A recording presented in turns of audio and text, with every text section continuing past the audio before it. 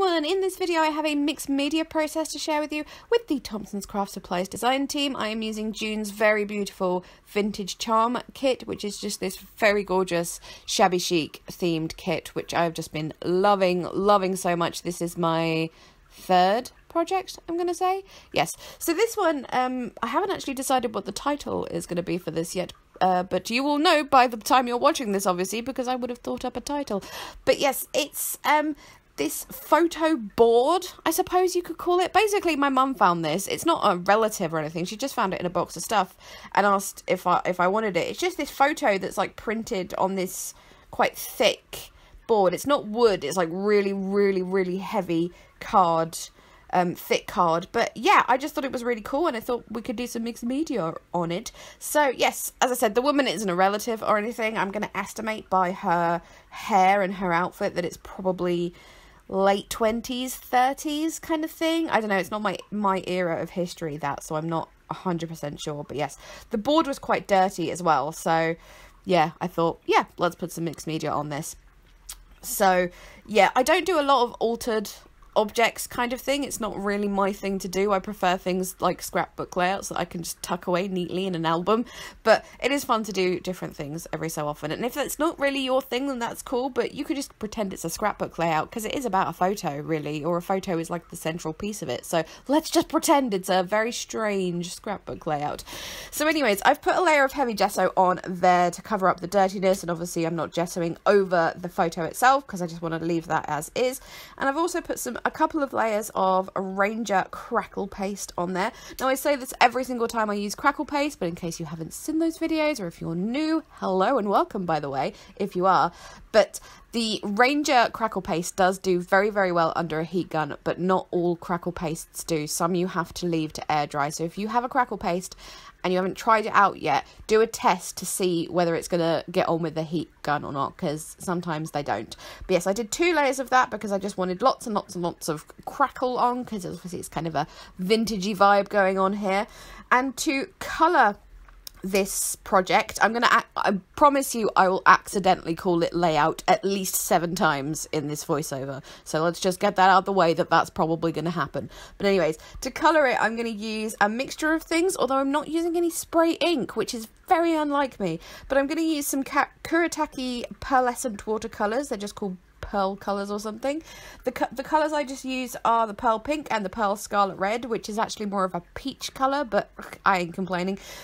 Then some gelatos, which I'm just sort of rubbing on there. They go amazingly over gesso, gelatos. It's kind of glorious how smooth it is. But yes, I'm just sort of rubbing them on there, putting a little bit of water down, and then blending it in with my fingers. Those colours are guava. That's the colour I use the most. Then I'm going to do a little bit of bubblegum, which is a much stronger pink, and then just a touch of the lavender, which is, as it sounds, is a lilac-y colour. But yes, so was this the first time I used the gelatos? I know I'm very late to the party here on gelatos, but I'm usually late to most parties. But yes, they are quite fun, aren't they? I am enjoying them quite a lot, but yes. What's next? Nouveau Embellishment Mousse. That colour is peony pink, and I'm just sort of using the palette knife sometimes and then using my finger at other times. I don't know. The instructions say to use a soft cloth, and I tried that and I didn't really enjoy it as much, so just using my fingers instead. It's way easier. I'm putting this mostly around like the really heavily crackled areas and the thicker areas of the crackle paste, just kind of accentuates and highlights those little areas. And then, stenciling. So this is the stencil from the kit, and I'm using this Bo Bunny. Is it Bo Bunny? Yes, it is. Bo Bunny Rose Gold Glitter Paste, which is actually an add-on for the kit. Of course, I'll leave a link to it. And yeah, this was actually my first time using this. For some reason, it didn't end up on my first 2 projects, but it is so pretty. Just wait until I pull this stencil off. It's absolutely gorgeous. I think I made an audible "oh my" when I pulled that off, because it's just so pretty. And I may or may not have gotten a little carried away, which is something I often do when I really like something. And then, I don't want to say I did too much stenciling with the glitter paste, but I did a lot of stenciling with the glitter paste because it's just so pretty. And the rose gold on top of the sepia tone of the photo just, it looks so pretty. So I made sure I got like little bits of it going over the top of the lady's photo and stuff. So yes, I'm very sorry. I really should have cut out more of this stenciling. I do apologise. I do get distracted by shiny pretty things sometimes. Oh look, I'm finished. Hooray. So I think I had to charge my camera or something for a little while because I had a little bit of a play off camera just with the embellishments and stuff from the kit, just to kind of figure out where I wanted everything. And what I've decided to do is include these two other pictures that came with the kit. Now they're not the Tim Holtz found relatives ones, they're Prima, but they're very similar in that they're vintagey photos kind of thing.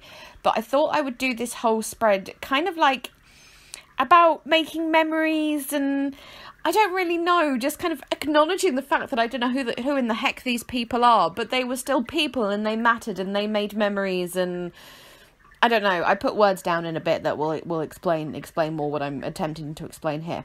Anyways, I'm adding some of the Lawn Fawn ink from the kit with a blending tool around the edges as well, just to give the edges some definition, and then some pops of colour around the middle of the spread layout. It's neither of those things, you know what I mean, just to give some pops of colour there. And then I'm taking these chipboard and wooden pieces and putting a couple of layers of gesso on this, so that I can then ink them to whatever colour, or colour them with other mediums to whatever colour I want to. The only thing at the moment that's not from the kit is that long sort of border piece, the chipboard piece. That is just from my stash. I believe I got it from the range, but I'm not 100% on that. So yes, as I said, put layers of gesso on there. At the moment, this strip here was from one of the cut aparts, and I've just put those clocks up there. Mildly annoyingly, they're supposed to go vertically, so the 12 o'clock on the clock is actually at the side, but I don't think it really matters that much. And then I'm going to put some of the lace up in the top here. I've just trimmed it down because obviously I didn't need all of it. And I'm going to put the pink on top of the cream just because the pink is more delicate and pretty, and just I think it needs to go on top so you can see it and appreciate it better, I suppose. I'm putting that on with 3D gloss gel rather than the matte because it just, obviously the gloss gel dries glossy on fiercely, so the gloss underneath it would just lift it up a little bit rather than the matte. Now this piece of ribbon here, also from the kit, it was actually turned out to be an error to put this down because I do end up covering it up, but these things do happen. But at first I thought that would look pretty there. And then I'm going to put that chipboard border piece there as well. Oh wait, no I'm not. I'm going to put down some embellishments first. So there's that little sort of fake doily thing, and then I'm going to put that lady on top of there. For most of the paper embellishments, the die cuts or ephemera or whatever that go down, pretty much all of them get either distressed physically with a distress tool, they get distressed by being inked around the edges, usually with that Lawn Fawn Merman ink, such a beautiful colour, or both, sometimes both of those things. But just so I don't have to keep repeating myself and boring you guys, that's what happens to most of the paper embellishments that goes down on this little project. So I'm going to put this lady down here, put some wooden embellishments there. This picture, it's really weird, and my mum is going to watch this and go, what are you talking about, Grace? She weirdly reminds me of my maternal grandma. I don't know why. And it's not that she particularly looks like her, but there's just something about that picture that reminds me of my maternal grandma. I don't know why, but yes, I just look at it and think of her. I can't. Anyways, she's not around anymore, by the way. That's why I'm talking in the past or whatever. Anyways, so yes, so I've got here, every single moment you are writing the story of your life, and that's kind of what my whole thing is about. I'm not very good at explaining this, I'm sorry, but this is where that piece of ribbon gets covered up, which is a shame, but never mind. It did actually help that sticker sort of lie nice and flush against that chipboard though, so you know, maybe it turned out to be a good thing. I was going to snip it up and have it like horizontally across the project somewhere, but I just couldn't make it work, and I thought it actually looked best just up the side like that. Like the other thing says, oh, what does it say? Something about moment, memory lasting forever or something. I'm sorry, when I do my voiceovers, my video isn't saved in high definition yet. It's at the moment it's in potato quality, so I can't see things as you will be able to see them at the moment. So that's why I often can't see the names of inks and words and stuff, because as I said, I'm watching in potato quality currently, but I'm sure you can read what it says and know kind of the thing I'm getting at here. These couple of bits I've just added there, the flowers, those are not from the kit, those are from my stash, but they were all very, very cheap. Some were from the range, the big flowers, the little roses. I actually bought those when I made a friend's wedding invitations about 2 years ago, and I still have some left over. So, but I got those on eBay or something for a very, very, very low price. You know, like they're like 80p for a big bundle of them. So you can pick up paper flowers from, you know, all over the place. Oh, and I added a little lily next to that lady as well, because I found the lilies and I was like, let's include those as well. I don't actually like lilies, I will confess, but never mind. The reason I don't like lilies is because of how dangerous they are to cats. I appreciate that they're very beautiful flowers, but lilies make me very angry and very nervous because, you know, they're so toxic to cats, and whenever I see a lily I start freaking out. Even if my cat is nowhere near me, I'm like, it's a lily! Unclean, evil lily! Anyway, yes, that's my thoughts on that flower. These little bits I'm adding here, these are called turquoise dome stickers. I bought these in the works ages and ages and ages ago because they were turquoise. They're designed to be turquoise, like turquoise the stone. I don't think they actually are that. So I bought them being that I love the colour turquoise. It happens to be my birthstone. Not that I'm personally really into that kind of thing, but that's just, you know, the way it's happened. But anyways, yes, as I said, I bought them ages ago and have never had a chance to use them because they're actually quite a particular colour. But I actually thought they would go with this knotted layout. Nearly said layout. This project.